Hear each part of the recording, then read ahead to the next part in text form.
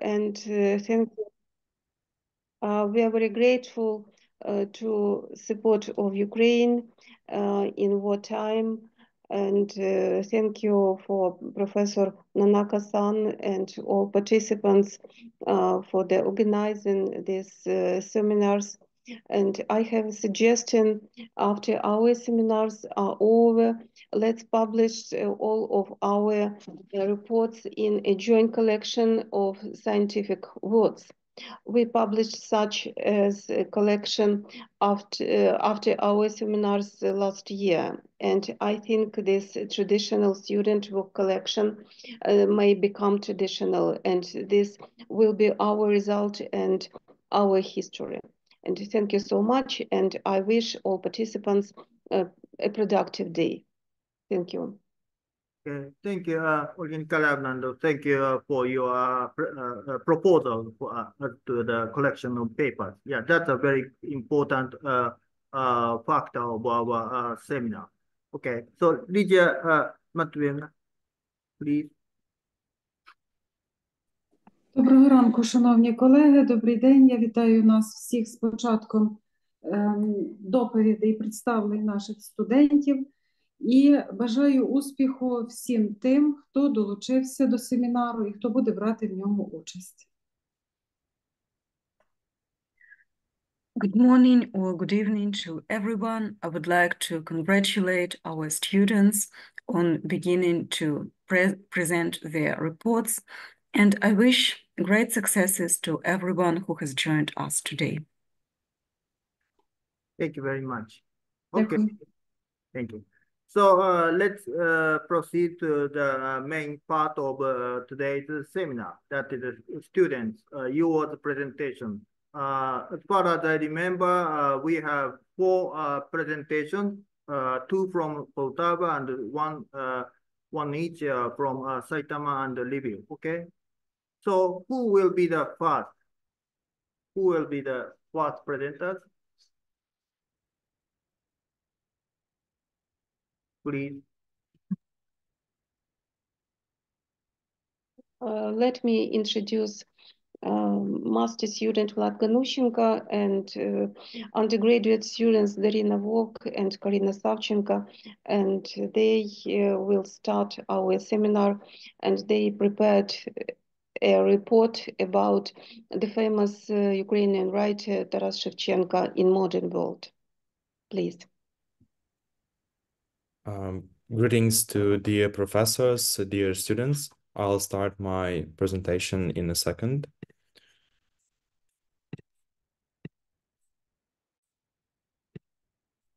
I hope you can see the presentation now. So my name is Vladislav. I'm a master student at Poltava National Pedagogical University. And today, together with Darina Vovk and Karina Savchenko, we're going to present our work on Taras Shevchenko in modern world. Taras Shevchenko is an outstanding Ukrainian writer, but for us, Ukrainians, he is not just a writer. He is a great mind of the Ukrainian people. He has become a symbol of the whole of Ukraine, its struggle for freedom and independence, a symbol of the victory of the Ukrainian spirit over the enslavement. Taras Shevchenko's poetry and his bright image have always accompanied Ukrainians around the world in good and bad times. His fiery words fill our hearts with love and patriotic feelings for our native land. With the word of Shevchenko, Ukrainian heroes have always defended the Ukrainian land, and they are still defending it today. Taras Shevchenko was born on 9th March 1814 in the village of Morency, then Kiev province, in a peasant family. His parents died early in life, and the young boy had to work as a laborer. And later, Mr. Engelhardt took Taras as a servant, meaning kozachok, to his house. Together with the Engelhardt family, Taras Shevchenko came to Vilna, now Vilnius, Lithuania, and then to St. Petersburg. In 1832, Shevchenko was sent to study painting with the artist Shireev. The leading people of the time noticed Taras Shevchenko's great talent. In 1838, with the participation of artists and writers, Taras Shevchenko was redeemed from serfdom with a price of 2,500 karbovanets. Taras Shevchenko was a serf, that is, a slave, but he became a free man and reached the heights of art. Taras Shevchenko's first collection of poetry, Kobzar, was published in 1840. The poet saw Ukraine, which was dear to his heart, in 1843 and 1846. During a trip to Kiev, he joined the Cyril and Methodius Brotherhood, a secret society that advocated the idea of freedom. In March 1847, Taras Shevchenko, along with other members of the Brotherhood, was arrested. While behind bars, he rode the cycle in the casemate. During interrogations, Taras Shevchenko did not renounce his views and did not betray any comrades. The court was unable to prove his involvement in the Cyril and Methodius Brotherhood, but still punished him for the poems of the cycle 3 years that were seized from him during his arrest, and sentenced him to be assigned as a private soldier to the Orenburg Corps with a ban on writing and drawing. In 1850, Shevchenko was arrested again for violating the conditions of his imprisonment. Paintings and poems were found in his possession and placed in the Novopetrovsky Kostel on the Mangeshlak Peninsula. During his 7 years there, despite the difficult circumstances, the poet secretly painted and wrote poetry. In 1857, Taras Shevchenko was released, but until his death, he was under secret police surveillance. In 1858, the poet arrived in St. Petersburg and settled in a room at the Academy of Arts, where he lived out his life. For the third and last time, the poet visited Ukraine in 1859, where he was arrested again and ordered to leave Ukraine forever. The poet was forced to return to St. Petersburg. The last years of his life were surprisingly efficient for his work. In 1859, Taras Shevchenko wrote the pearl of his legacy, the poem Maria. In 1860, an expanded collection of his works, Kobzar, was published.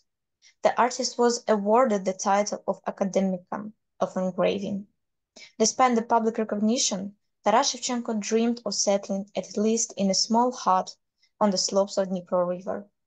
Corresponding with his relatives, he spent them money and asked them to buy him a hut on the Dnipro hills. Having lived all his life alone, Taras Shevchenko died on 10th March 1861, far from his homeland, in St. Petersburg, when he was buried. Taras Shevchenko was reburied on 22nd May 1861, near the town of Kaniv on Chernecha Hill. Chernecha Gora, or Taras Hill near Kaniv in Ukraine, is the place where Shevchenko was reburied. By the way, the hill formerly was the burial place of several hetmans of Ukraine, Ivan Petkova, Samilo Kishka, etc. That's why this place was chosen. A museum has been created in honor of Taras Shevchenko, and alongside Shevchenko's alley, 19 sculptures dedicated to the characters of his works were installed.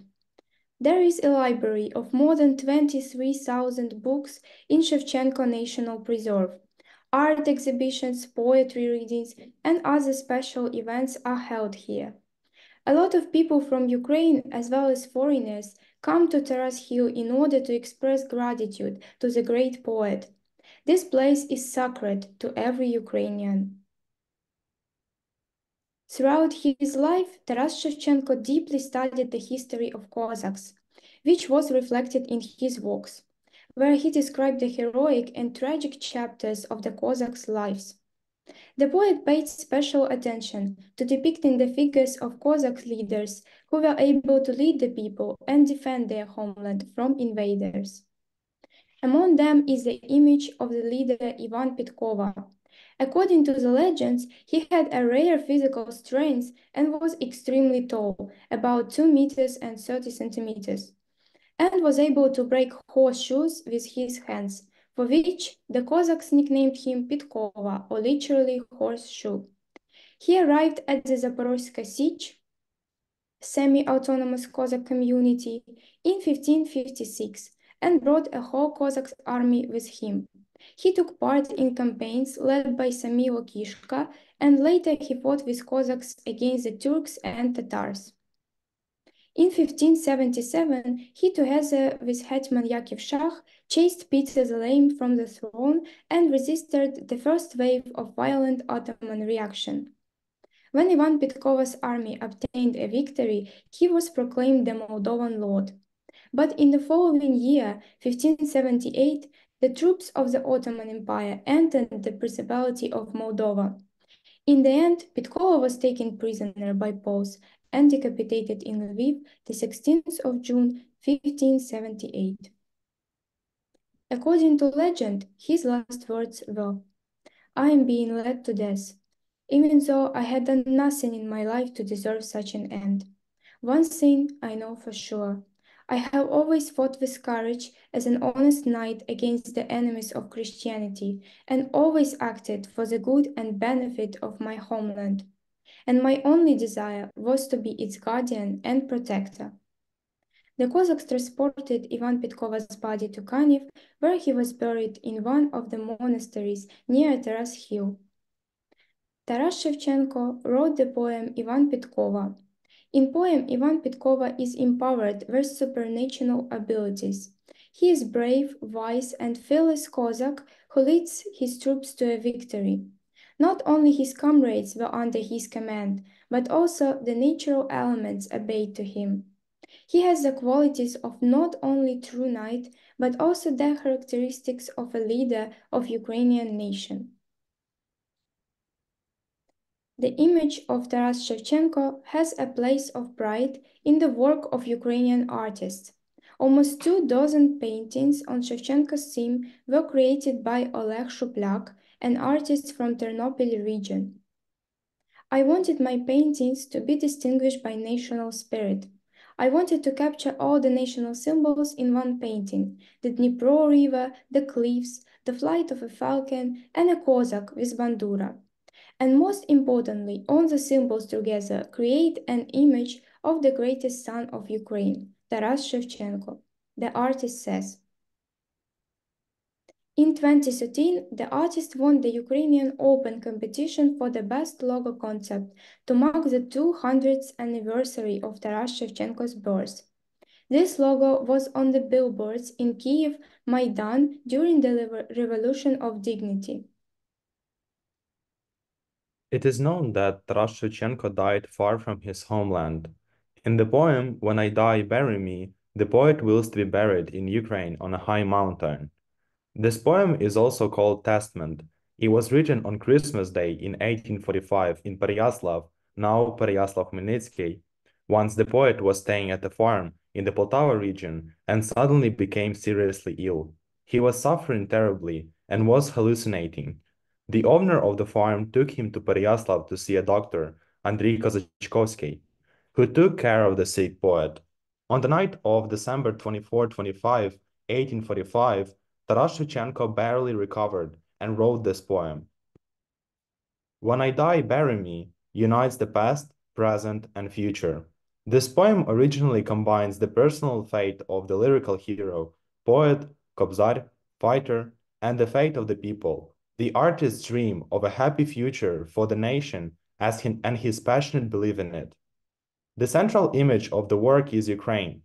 The image of Ukraine is complemented by the image of the poet prophet, who not only wills to be buried in his homeland, but also calls on the people to resist the enslavers, break the chains, and gain freedom. And now I want to read the poem translated by John Weir into English language. When I'm dead, bury me in my beloved Ukraine, my tomb upon a gray mount high, amid the spreading plain, so that the fields, the boundless steeps, the Dnieper's plunging shore, my eyes could see, my ears could hear, the mighty river roar. When from the Ukraine the Dnieper baths into the deep blue sea, the blood of foes, then will I leave these hills and fertile fields. I'll leave them all and fly away to the above of God, and then I'll pray. But till that day, I nothing know of God. O bury me, then rise ye up, and break your heavy chains, and water with the tyrant's blood the freedom you have gained.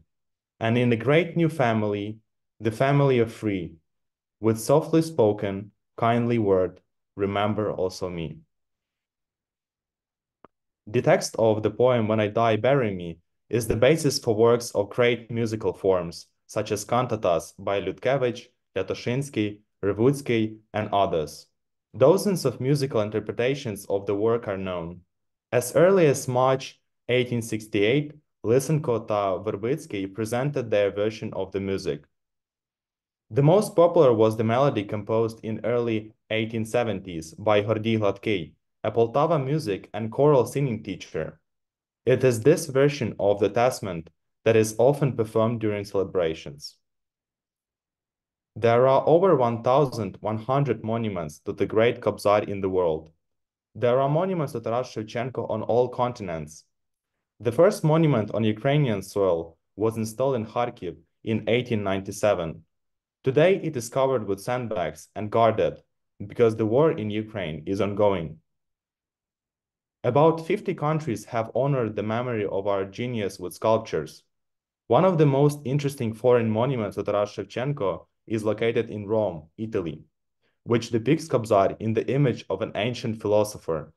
And this is no accident, as the power of Taras Shevchenko's wisdom is recognized all over the world. And here is the monument to Taras Shevchenko in Denmark, in the city of Copenhagen. The poet's memory is honored here every year. It is organized by the members of the Ukrainian Danish Society. Our students studying in Denmark also participate in this event. Thank you for your attention. This is it. And if you have any comments or questions, we'll be happy to answer them. Thank you. Thank you so much for your presentation. Thank you. And who has questions or comments? I have a question, okay? Please. Yep. My name is Yushi Nakatsuka. Do you hear me? Yes. It's okay. And do you hear me what I'm saying? Yes. Yes, thanks. And I want to ask you, what is one of your favorite poem is written by Taras Shevchenko? What is a poem, your favorite poem written by Taras Shevchenko?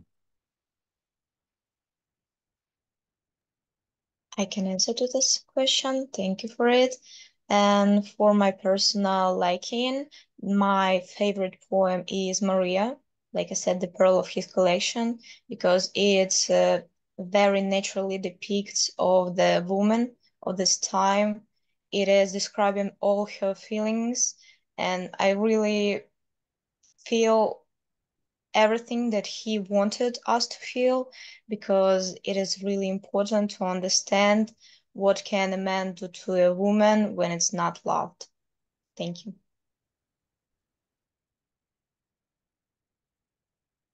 Thank you for answering my question. Thanks. Can you hear me?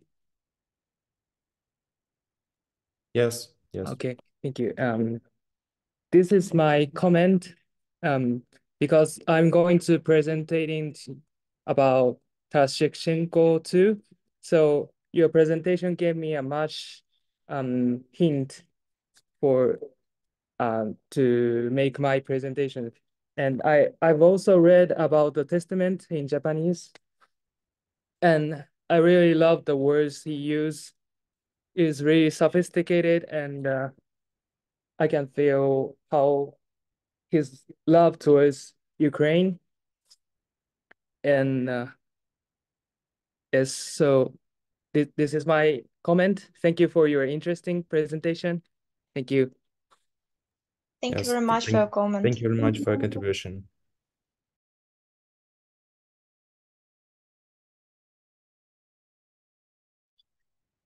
Hello. My name is Danji Furukawa.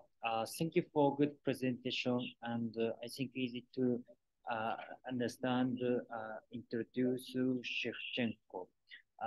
If, if the presentation have imaged his independence and free in separate society from old to now, as a presentation, I have come up with one question.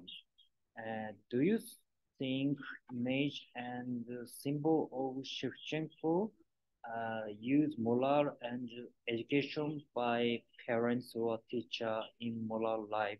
For example, parents said for child, you have to brave and powerful human like Shevchenko as right. Yeah. If you have experience as something, please tell me. Thank you very much for your question. Probably I can answer that. Yeah, so basically we learn a lot about Shevchenko from our childhood, from the kindergarten, from the primary school, and so on. So I think that there is a lot of, and as I said during my presentation, Taras Shevchenko is generally a symbol of the Ukrainian nation, and it's definitely present in the modern culture and in the modern world.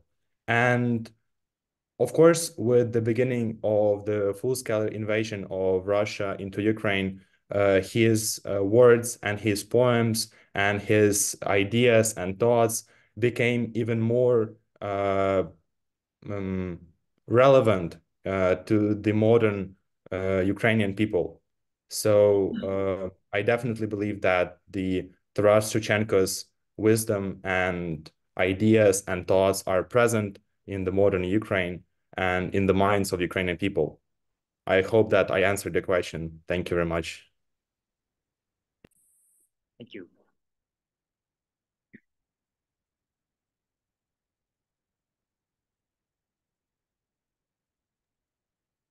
Thank you. I think Alexei, someone from Ukraine, has a comment or. Yes, great presentation, Vlad, as always. And I wanted to ask you, what was your favorite poem by Taras Shevchenko? Yeah, thank you very much for your question, Alexei. Basically, I love many poems by Taras Shevchenko and many of the most popular poems, but I would like to specify the poem called Dumy Mої Думи in Ukrainian language, or if we try to translate it into English language, it will sound something like Thoughts, My Thoughts, or something like that. So I recommend everybody to read that poem as well, if you're interested, of course. Thank you. Yeah, thank you very much. Maybe someone else has a question. Maybe we should proceed to the second presenter. Maybe Olga Nikolaevna from Poltava again. I think the students from Lviv National University will continue our seminar, maybe. Okay. Yes? Okay. Лідія Васильівна. Так, дякую, шановна Оля Миколаївна. Так, ми починаємо. Дякую.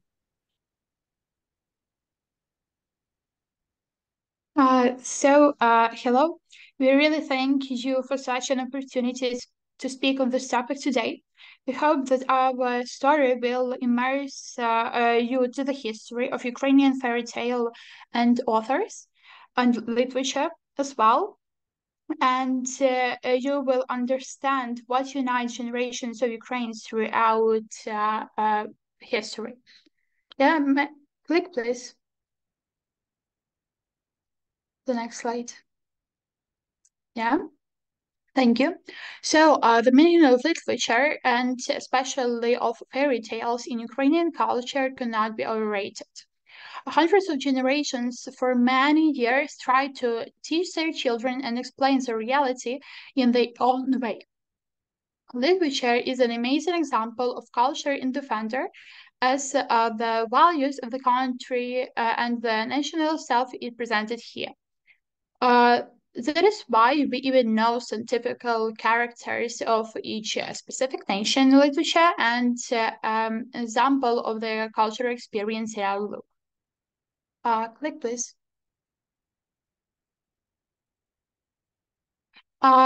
Ukrainian literature has a long story dating back to medieval times and had been influenced by various cultural, historical, and political factors. Throughout its development, Ukrainian literature has experienced periods of flourishing creativity as well as suppression and censorship under different rulers. It has often been a vehicle of expressing the cultural identity, national actually mind, yes, and struggles for independence of the Ukrainian people.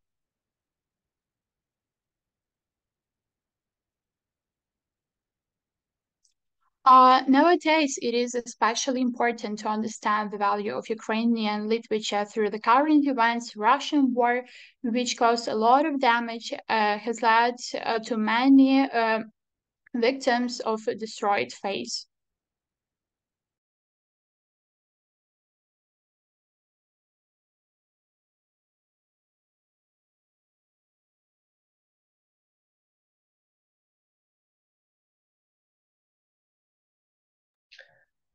Yeah, okay, next slide, please. So speaking about Ukrainian literature, it is important to emphasize on the folklore as it is a great part of the national consciousness. It keeps our traditions, tells the world about our culture, and preserve our national memory for the future generations. Folklore, with its rich tapestry of myths, legends, and traditional stories, has influenced Ukrainian literature significantly.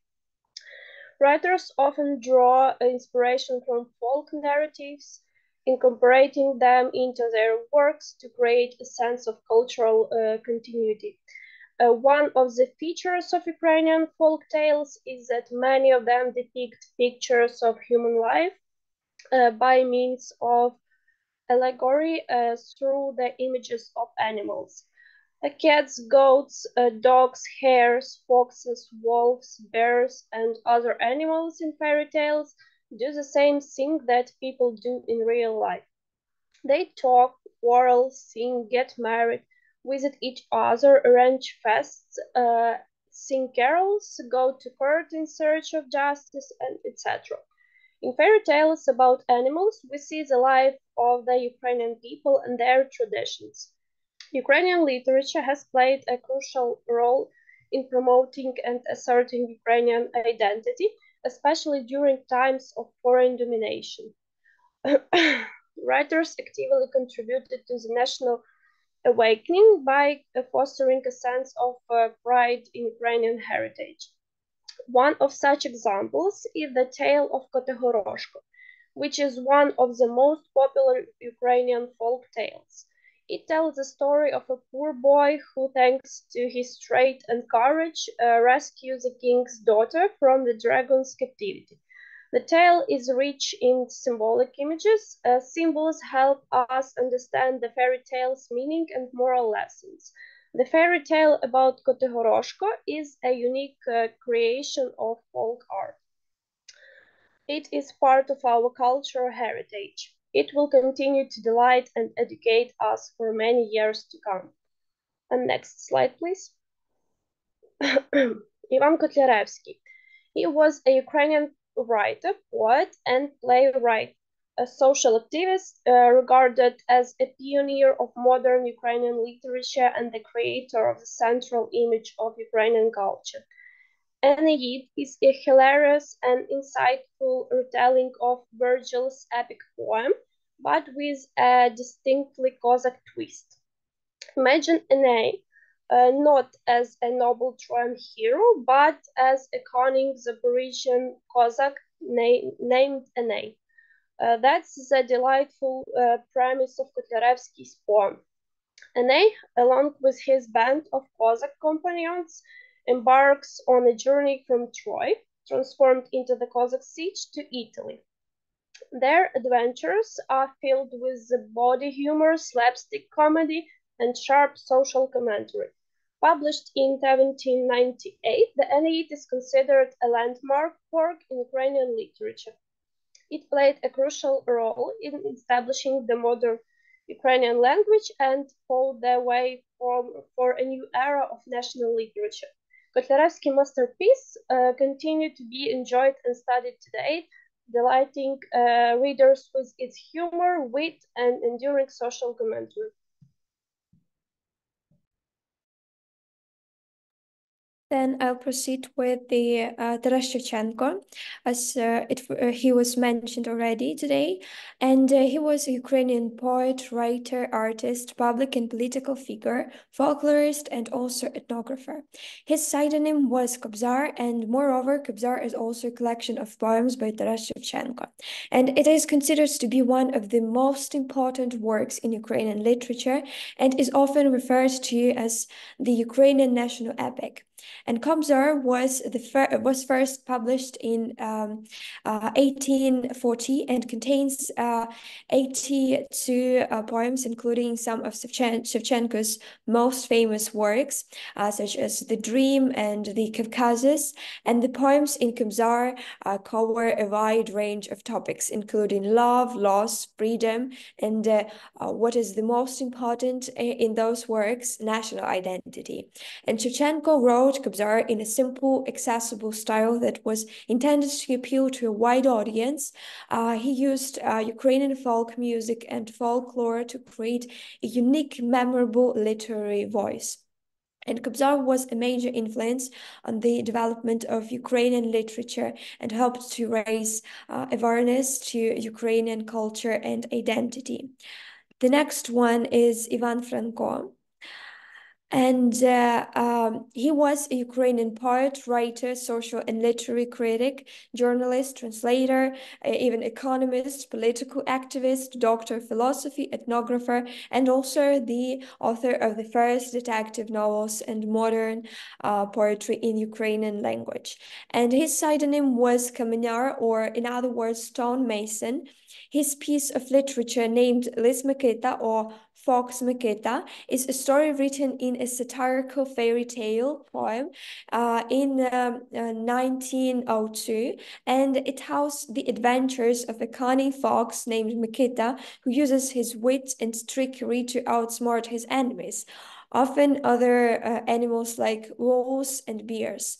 And this story can be seen as a celebration of cleverness, a cautionary tale about vice, or a humorous reflection of human nature. And the next one I would like to mention is Lesa Ukrainka, who is also one of the most prominent figures in Ukrainian literature.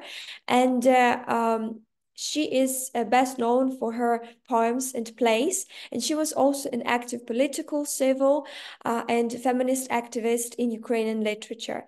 And her real name was Larissa Petrivna Kosich, and Mavka, Лісова пісня, or Mavka Forest Song, is the play written by Lesa Ukrainka in 1911, and it is considered a masterpiece of Ukrainian drama and explores themes of love, also nature, and the human condition. And the story emphasizes the interconnectedness of humans and the natural world, and Malka's struggles highlights the consequences of disruption this balance. And we are reminded again that respecting and safeguarding nature is crucial for our own well-being. And throughout the story, music serves as a bridge between human and nature. And it serves as a tool for understanding and appreciation. And it symbolizes the unifying and healing power of art, highlighting its potential to bridge divides and inspire environmental consciousness. And the story encourages acceptance of impermanence while celebrating the enduring spirit of nature and the legacy of love. And as a conclusion, at the end of the day, it is important to emphasize on the idea that there are a lot of decent and unique pieces of literature written in Ukrainian, and the most essential thing is to respect them and all the people who are contributing to it for the national literary treasure and as a significant tool of preserving and spreading Ukrainian language. And I would like to, in order to sum up, I would like to use a quote from the poem Caucasus from Kobzar, written by Taras Shevchenko. And it masterfully captures the tenacity of resistance against the threat of foreign subjection and extors determination to defend one's homeland. And here we can observe the role of Caucasus in the landscape of culture, identity, and politics in Ukraine and other countries that experienced Russian imperialism in the 19th century. So keep fighting. You are sure to win. God helps you in the fight. For fame and freedom march with you, and right is your side. Thank you very much. And my colleagues are really grateful for this opportunity and for having us today.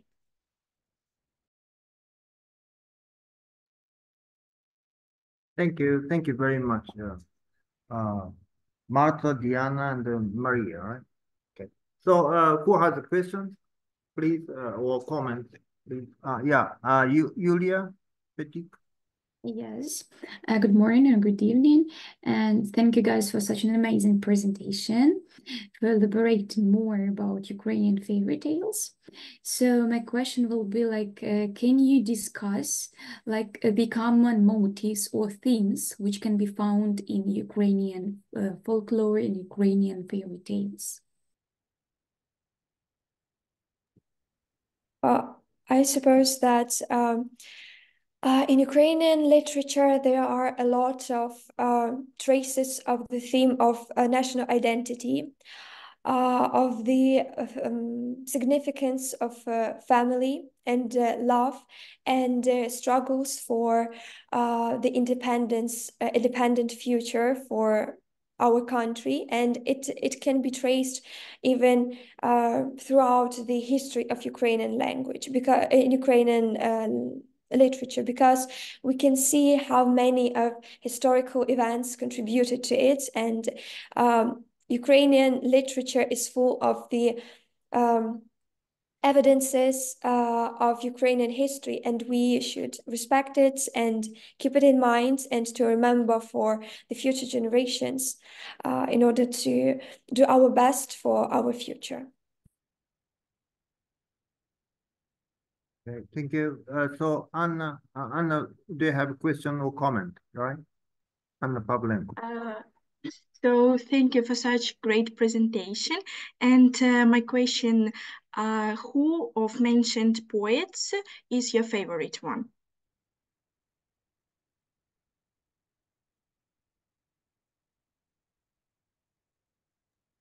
Oh, speaking about me, I would like to say that probably the most well, my favorite authors from the listed today is Taras Shevchenko, yet because he has a lot of poems with this showing the strength of Ukrainian Ukrainian people and how they commit to their struggles. And I think that it is really important for today and nowadays to read Shevchenko's poems and to find more parallels with the historical events and to make our decision how to commit today. Thank you. Thank you. So Yuhei, do you have any comments or questions? Thank you. My name is Yuhei Nakagawa, and I have one question. Is there any movies or animes or other kind of things which is based on Ukrainian literature or folktale?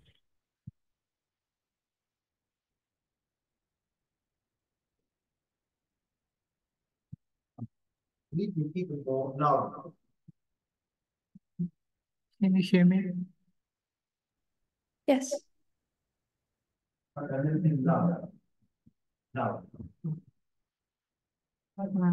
Sorry, is there any movie or anime or other kind of things which is based on Ukraine literature or folk tales? Yeah, sure. Thank you for your question.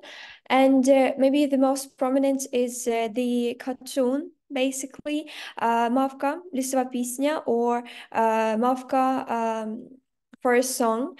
And it is really a unique cartoon because it was prepared for such a long time, basically.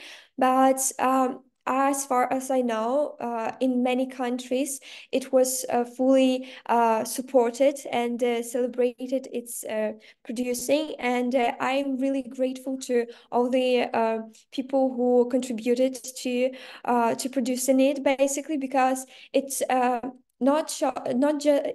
showed not just to our generation, to our country and our people, how unique and beautiful Ukrainian literature is, but to the world, which is really essential today in these conditions.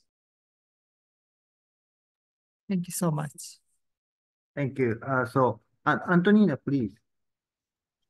Thank you for your presentation.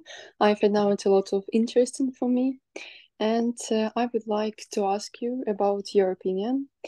So in your presentation, you showed so many examples of Ukrainian literature, and in which of these texts Ukrainian culture and tradition were demonstrated in the best way, in your opinion?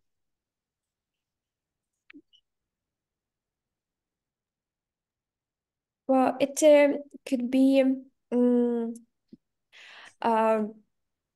I think that in each of the pieces of literature, Ukrainian culture is shown beautifully.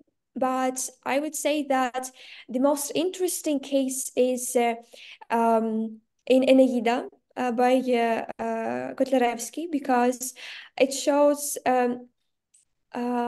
the characters in such a unique way, and using these symbols and the national clothes and cuisine, and why not with the characters which are from the different generation. And it's also I would say it is the most unique way of showing how Ukrainian culture is implemented into literature.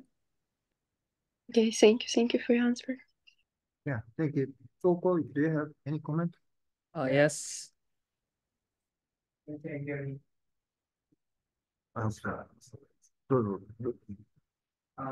I have one question, but before I have to say thank you for your great presentation, and I'm glad to learn the great writers, poets in Ukraine. And I've also learned that their heritage gave much impact on the pop culture nowadays in Ukraine, like music or arts, etc. Can you show some example, like how they affect the arts or some other works nowadays?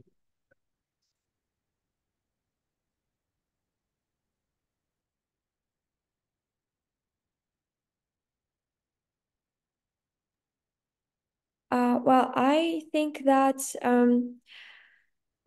for example, folklore music songs, they are now put in new editions, and Ukrainian singers present new and unique versions of the folklore songs.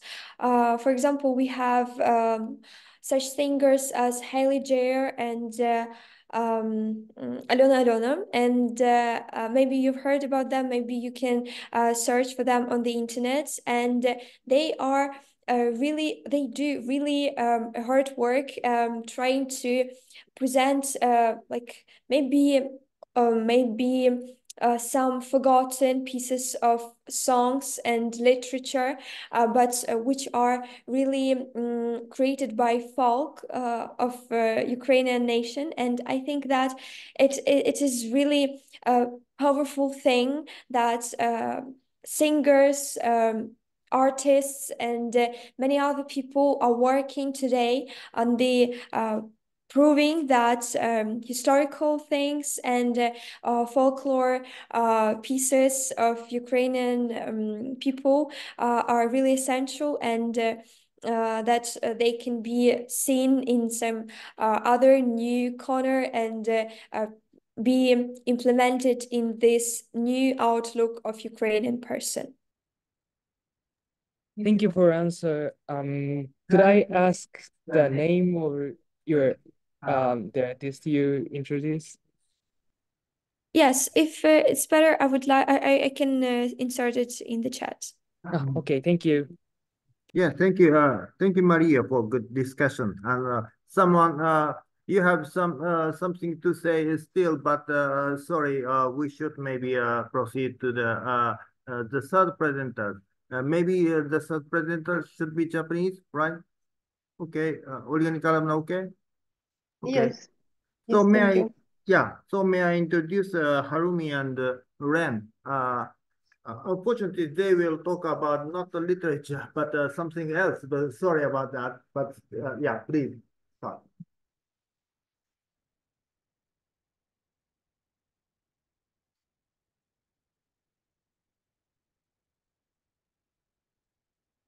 One moment.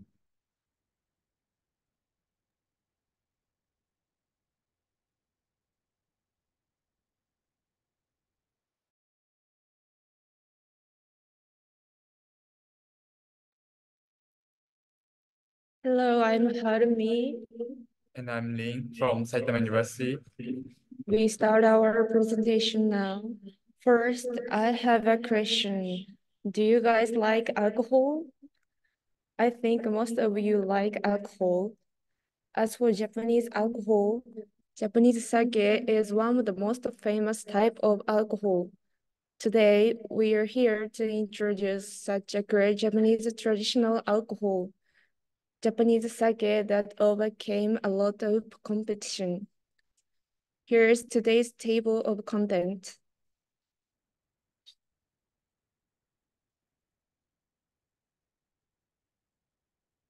You can see how this presentation is going to be done. Before we move on to the contents, we would like to explain why we chose Japanese sake as our presentation topic. The reason why we chose it is that it can be said that alcohol has been part of our life because these days we can buy it easily. As I said, as for alcohol in Japan, Japanese sake has a 2,000 years long history, so it can be said that Japanese sake can be said to be representative of traditional Japanese alcohol culture. So we chose this topic. Then let's move on to the content.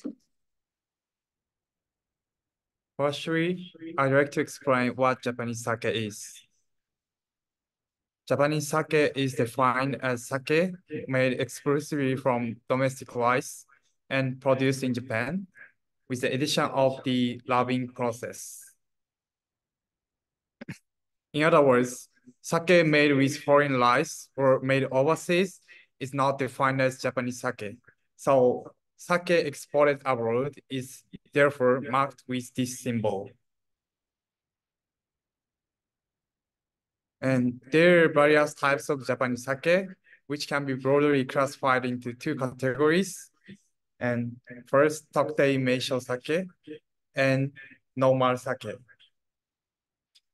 Tokutei Meisho sake refers to sake that meets certain standards in terms of rice-milling ratio and ingredients, such as Ginjoshu and Junmaishu.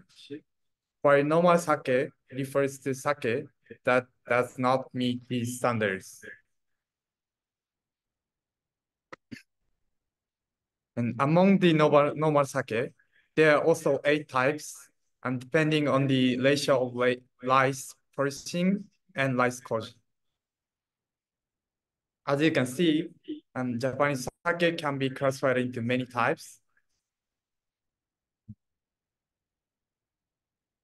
Japanese sake classified into many types, but it is because that it has a fairly long history of about 2,000 years, and it has been a part of Japanese culture for a long time and has undergone many changes over the years, such as being made for court ceremonies and used in ceremonies to pray for good harvest. And one of the characteristic of sake is that it can be drunk both cold and warm. The optimal drinking temperature ranges from 5 to 55 degrees Celsius. This is because sake was born and raised along with the changes in Japanese food season, and it's one of the characteristics of Japanese unique climate. Also, how to order Japanese sake varies depending on the temperature. Here is the list of it.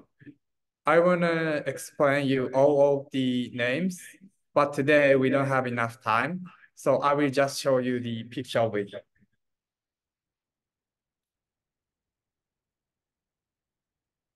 And also other characteristics of Japanese sake includes the fact that its ingredients are limited to rice malt, and water, and that it contains no preservations.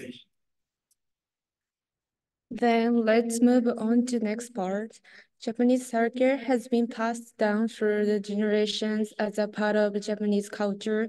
However, until recently, Japanese sake had been facing a problem, which was that its popularity and sales had been declining in Japan. Why has Japanese sake lost its popularity in Japan, even though it is a unique and traditionally Japanese alcohol beverage? There are 3 main reasons. The first is that other expensive alcohol beverages such as highballs and beer have become popular. It is now easier than ever before to obtain a wide variety of alcohol beverage in Japan. In addition to that, where it used to be the custom to pour sake from large bottle into cups at home, as lifestyle have changed, the tendency to drink sake at home has shifted to buying cans or small amounts that can be consumed in small quantities.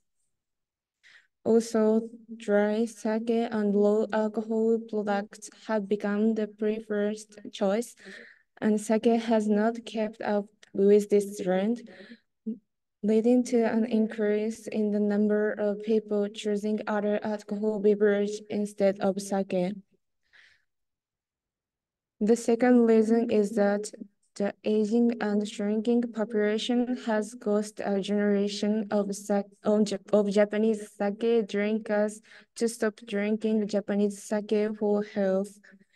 The first left-hand graph is this chart shows which age group is drinking more sake and how much sake they are drinking. And it shows that the older the age group, the more they drink sake. I said that the first reason is that people have started to prefer drinking other alcohol rather than sake. So as the group that prefers sake gets older, the number of people who drink sake will decrease as a result. Due to new trends, it has become difficult for the tradition of sake to be inherited.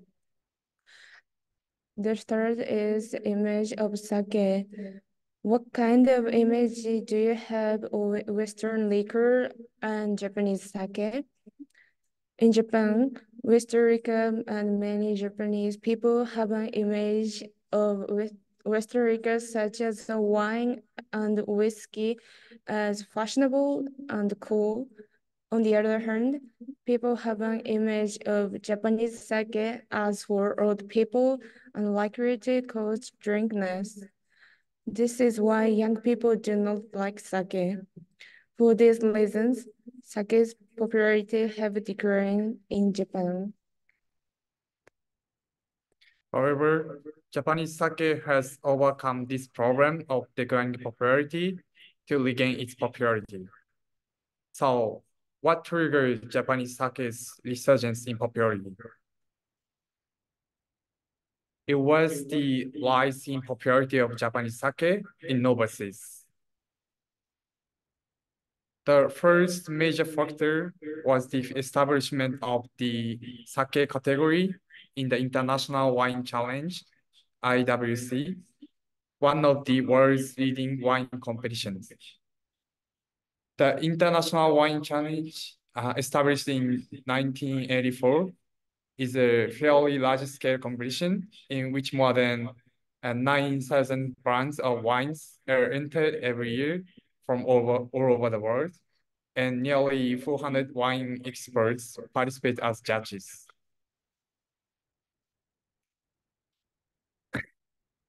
The sake division was established in 2007 with the cooperation of Sam Halop, one of the master of wine, and a very knowledgeable sake ambassador. This has helped to bring a wide variety of sake brands to the international market. Other factors include the national sake competition and the Joy of Sake events held in the US since 2001. At the Jojo Kai, judges from the US and Japan for the same procedures as at the Japanese Jojo Kai, and the selected Japanese sake is awarded a prize. The Joy of Sake events that follow are held in various cities in the US to allow people to drink various types of sake.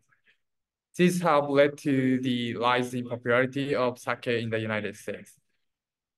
For these reasons, Japanese sake has regained its popularity and is enjoyed by many people.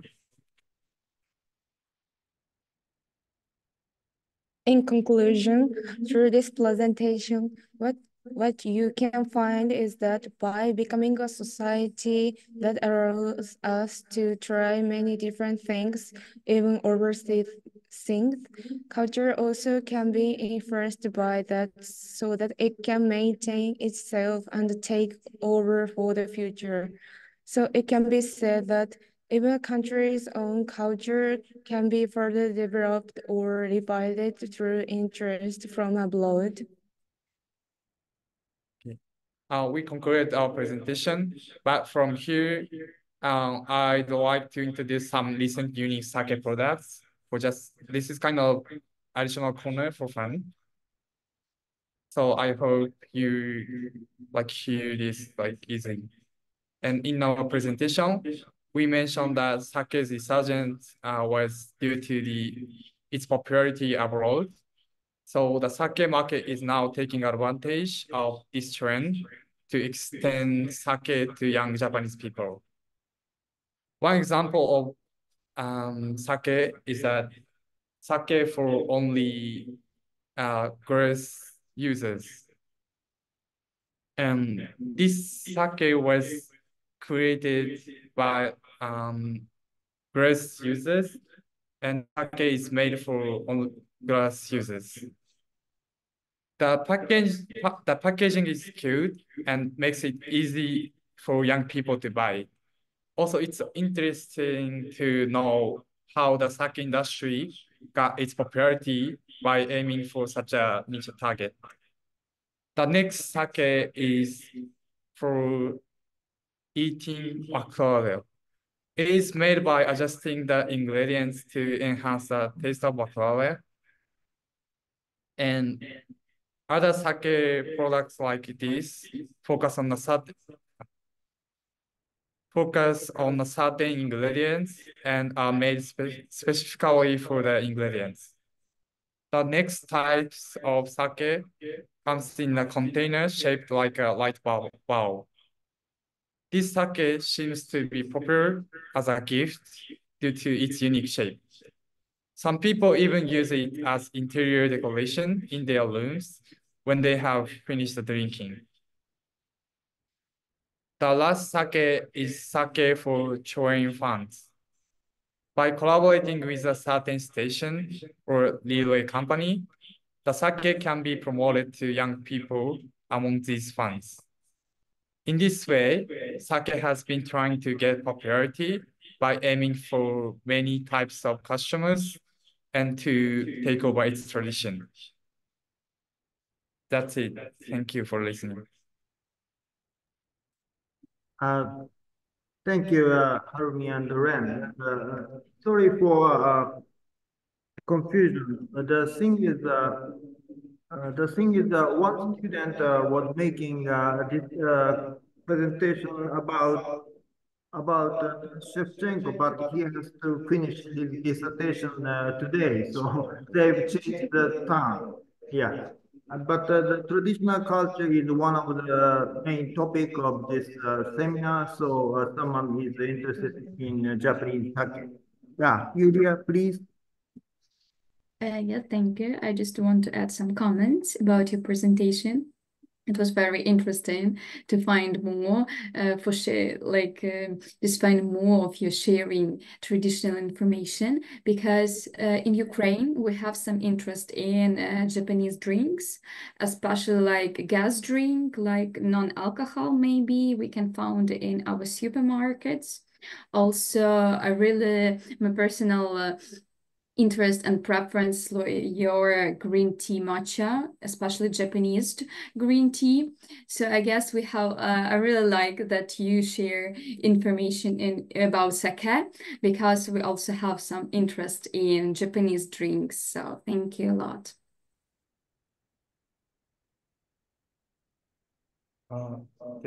Thank you for your comments.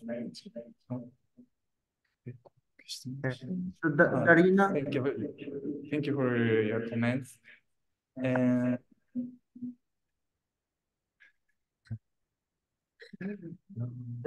That's yeah. it. So Darina, please, yeah.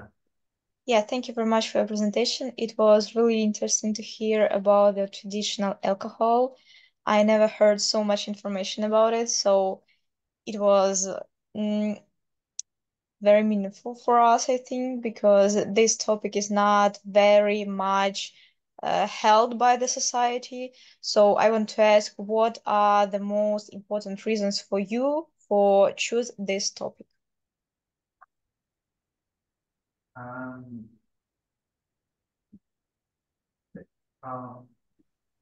Thank you for your question. And to answer your question, as we said, like Japanese sake has fairly long history, like 2,000 years. And also, as we said, like the Japanese sake can be said that it's kind of like a representatives of Japanese traditional alcohol like culture. And so that, yeah, we saw that it is really good to introduce like such kind of great culture in like this in here.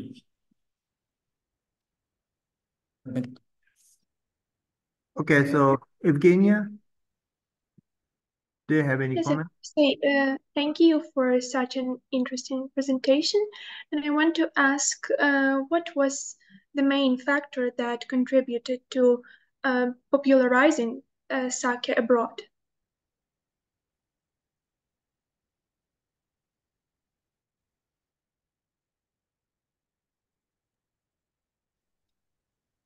Thank you for your question. We came up with some reasons. but the biggest reason was just the trends of Japan in overseas. Like these days in many countries, like Japan, Japan is kind of many kind of like a trend country. So that like many people have an interest in Japanese culture. And also, as we say, like IWC, like international wine challenges, like the existence of IWC is also like key point of expanding Japanese sake in overseas. So it's kind of like not like one reason. Like there are so many reasons to like expand its like popularity.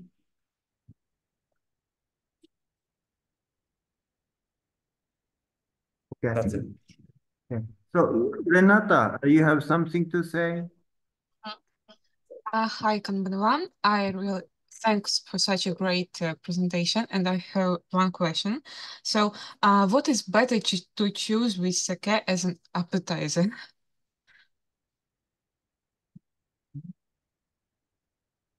Can you hear me? Yeah. Please repeat Okay. your question. Please So, repeat the question. what is better to choose with sake as an appetizer?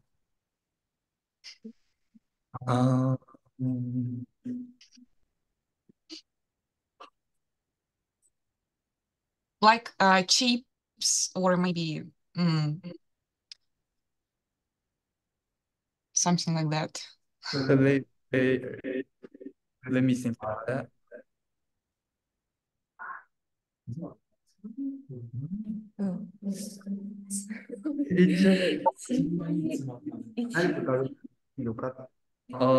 I think that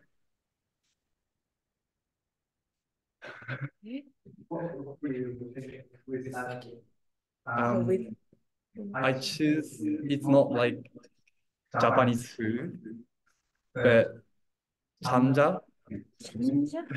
It's food from Korea, but it really goes well with Japanese sake. But it's my choice, like my recommendation. Okay. Yes. Okay. Thank you very much. Okay, thank you. Maybe we should return to the academic topic. So Olga Nikolaevna, please introduce your final presenters. Yes, thank you all Japanese and Ukrainian students for the presentations. Thank you. We have had new information about traditional culture, such as traditional culture of Japan. Thank you.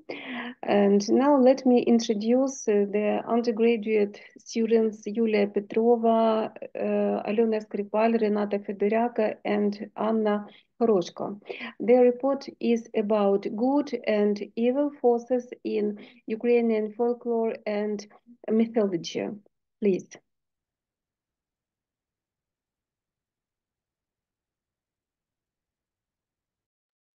Okay, can you see the screen?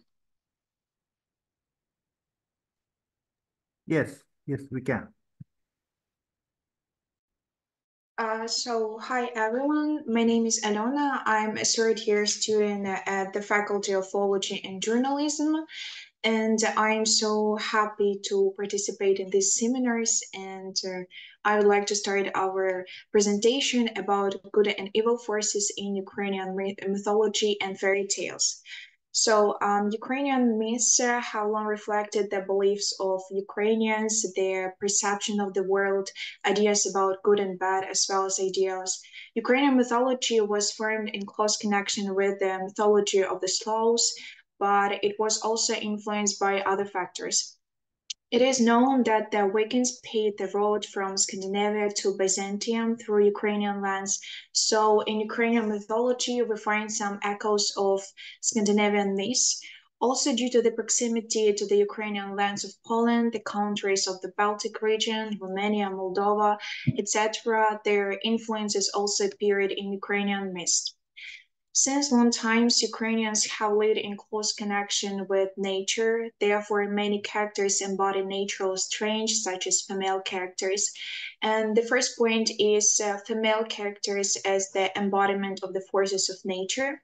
And the first character is mermaid. A mermaid is a goddess of reservoir.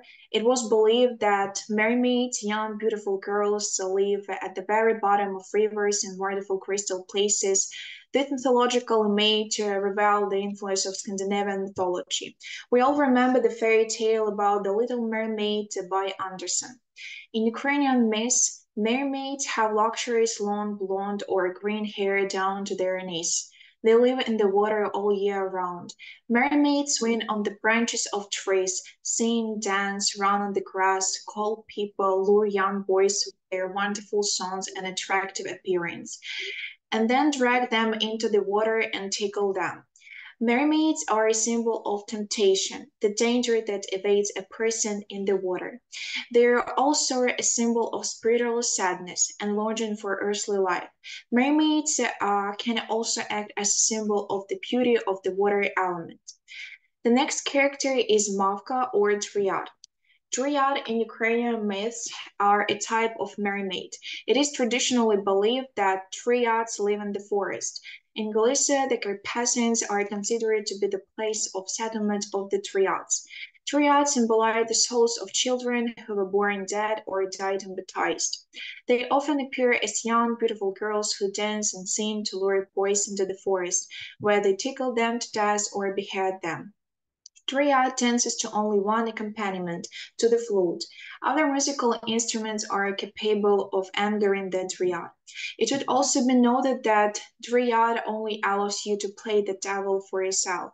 So it turns out that this beauty often walks with the devil in the woods. It is interesting that the Ukrainian writer Lesya Ukrainka used the image of Dryad in her poem for a song. Lesya Ukrainka created a surprisingly attractive image of the beauty who was born from nature and lives in nature.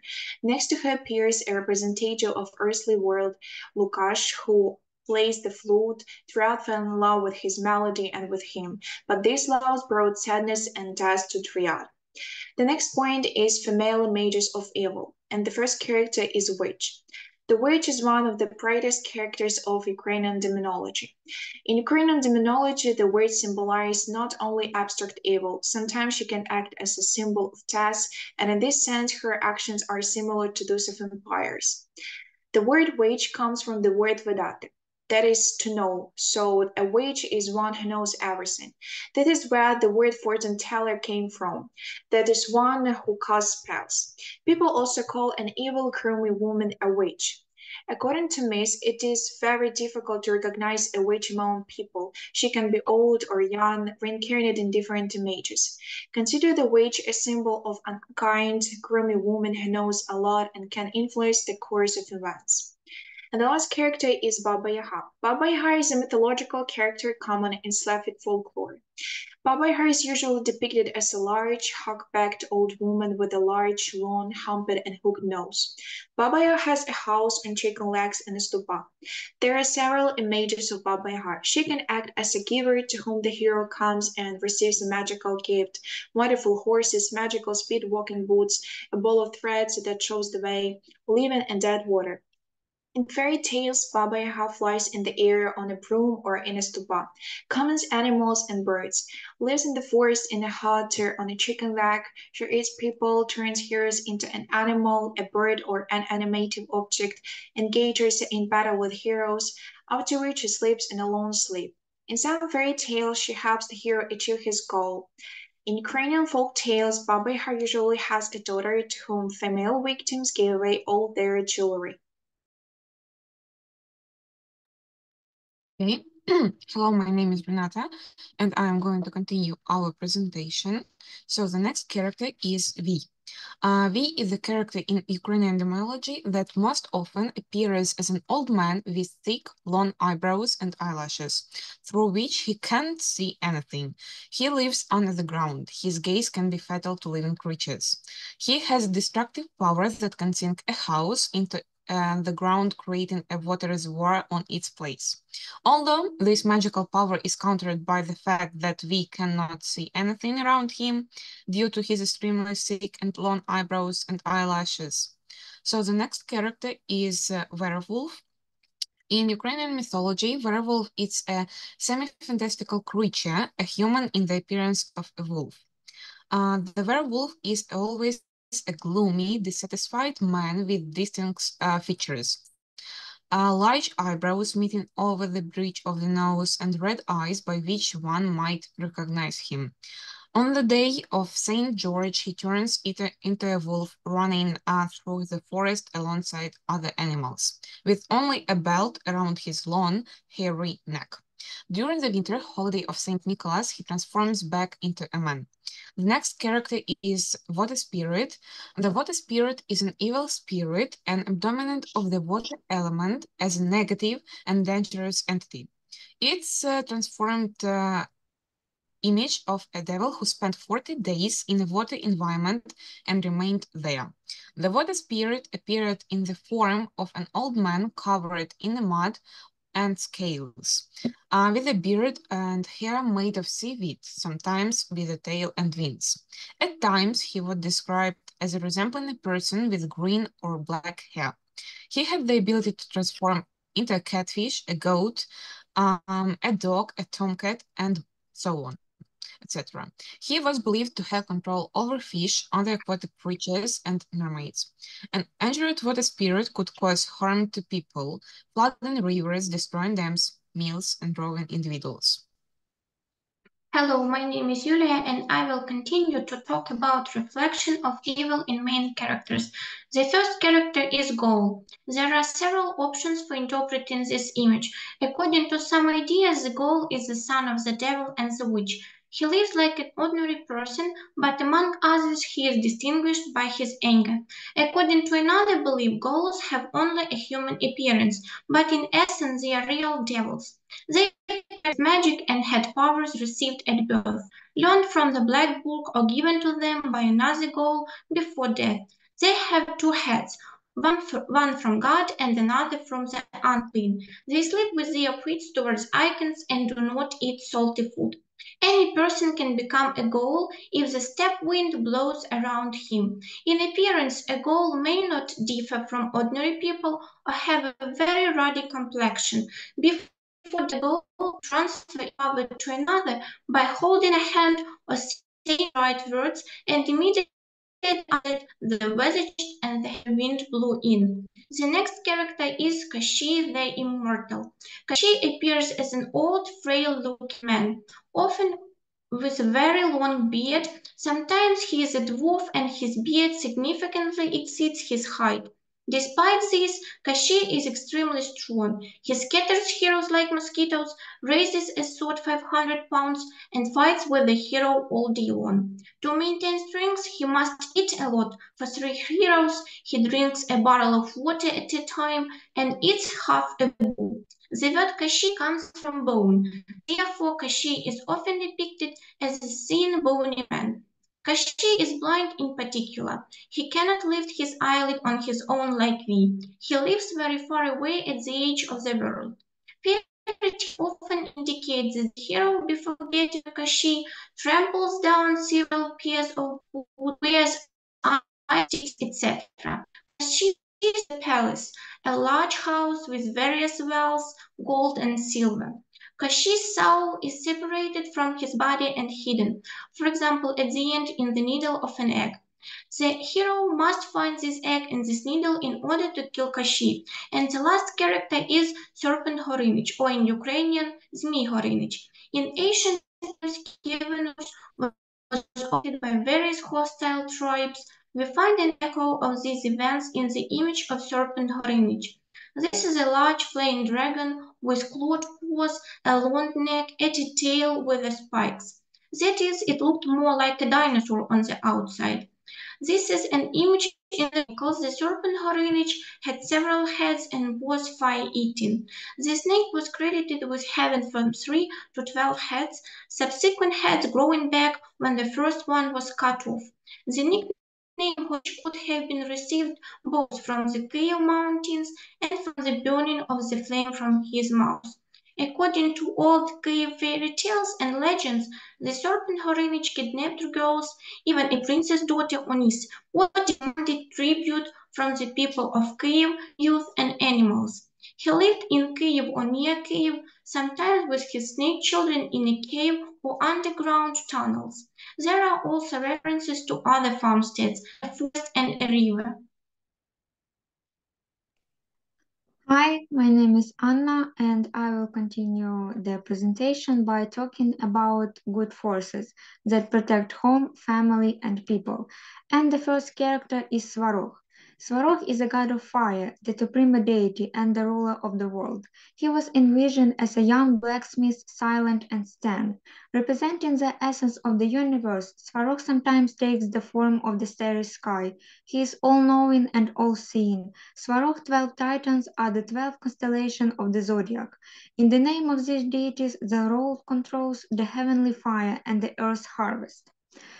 The ruler of the world taught people to use fire, craft copper and iron, and forge the first plow. He endows humans with wisdom, peace, and balance, assisting them in mastering any craft.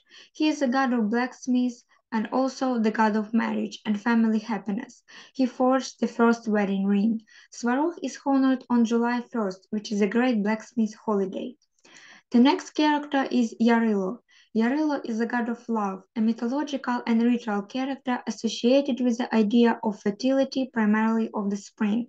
Yarilo is the godson of the spring equinox, the god of young love, the deity of romantic passions, the blossoming of nature and childbirth.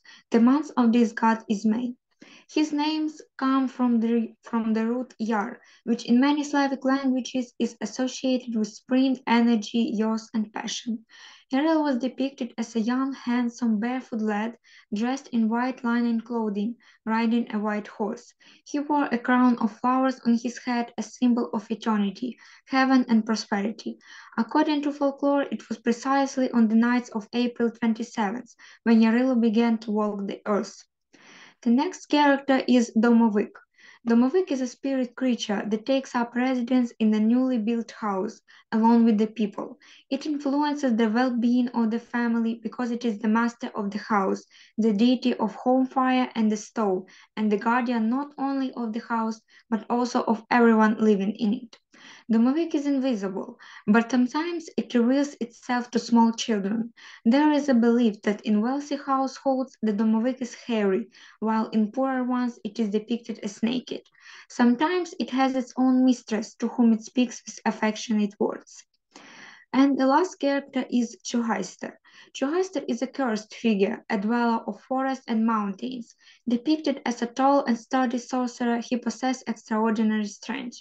He is covered in white or black fur with a white beard and blue eyes.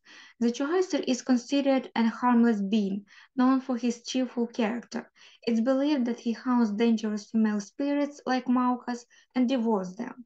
He is friendly to humans, guarding them in the woods, providing protection, and enjoying sitting by the campfire, playing the flute and dancing. He can foresee the future, bestow talents, and teach craftsmanship.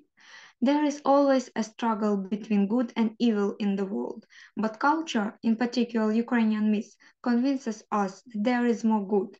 It always wins. We believe in this too.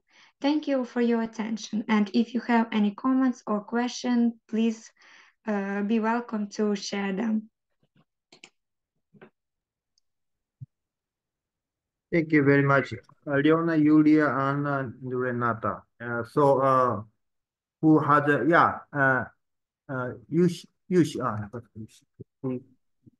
Thanks for introducing the Ukrainian mythology character. I know the Japanese mythology character very much, but I don't know the Ukrainian mythology character, Go or Che, Heister, Baba Yaga. Those kind of character in Ukrainian mythologies, many Japanese people have never known or read about time, but in this presentation, I can understand what you want to talk or the Ukrainian mythology's very characteristic point. Thanks for introducing. Thank you for your comment. We are really glad that to share this information. So thank you. Thank you. So Maria Poiki. Yeah, thank you for such a great presentation. And I wanted to ask you maybe a personal question. When you were children, did you believe in those like Baba Yaga and other characters? Were you scared of them?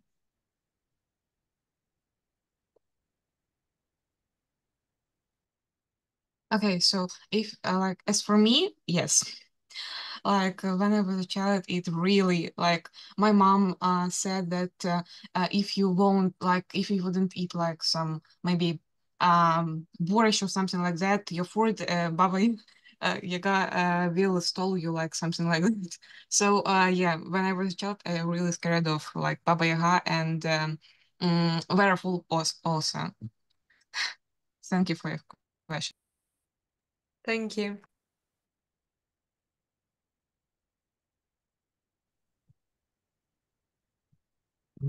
Great presentation, very great illustrations, and I have one question.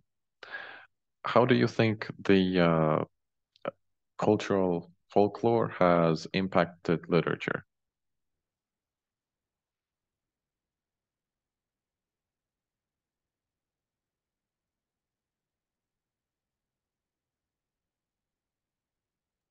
Okay, so I can answer this question. So I can say that Ukrainian folklore really like it's a part of our Ukrainian culture. So I can say that fairy tales, films, Ukrainian movies, and etc. is our part. Like it's our Ukrainian part. So I can say so that Ukrainian folklore really impacts Ukrainian culture. Thank you for your question. Okay, Christina, please. Okay, I am very happy to hear about our mythology because it was my childhood interest, and I think it was very useful for our Japanese colleagues because Japanese beliefs have quite a lot of mythological creatures, some onis, yokais, and so on. But we can see the difference of our culture. Belief and so on. Also, I want to mention about one spirit of it's Moroz.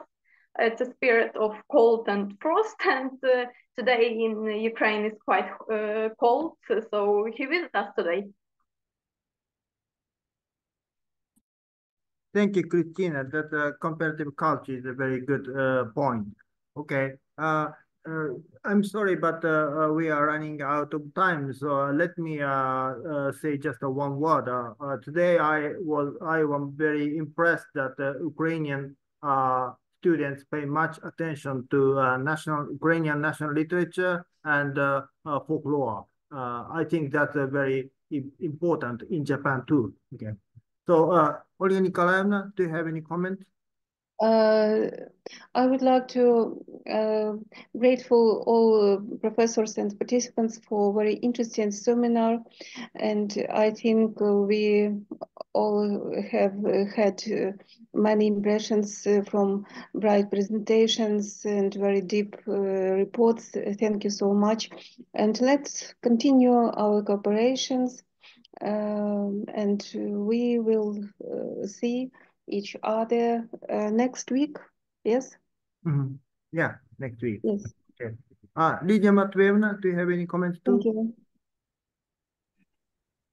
Дякую всім учасникам семінару, особливо нашим студентам-доповідачам за надзвичайно цікаві доповіді і ґрунтовне представлення української культури і японських проблем, японської гострої проблеми, скажімо так, для японської молоді. І до наступного вівторка, до наступного нашого засідання семінару. I would like to thank all of our speakers for their serious preparation and for their deep and insightful presentations, which gave us some insights into both Ukrainian and Japanese culture.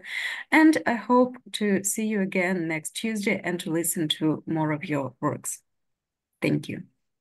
Thank you very much, Katya. Okay, So I think we today we have done a good job, and let's meet next Tuesday again. Okay. So so see you next time, and please have a nice day and have a good evening.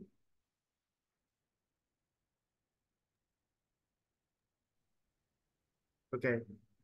So see you Thank you next so time. much. Bye-bye. Goodbye. Thank you for the great presentations. Goodbye. Thank you very much. Goodbye.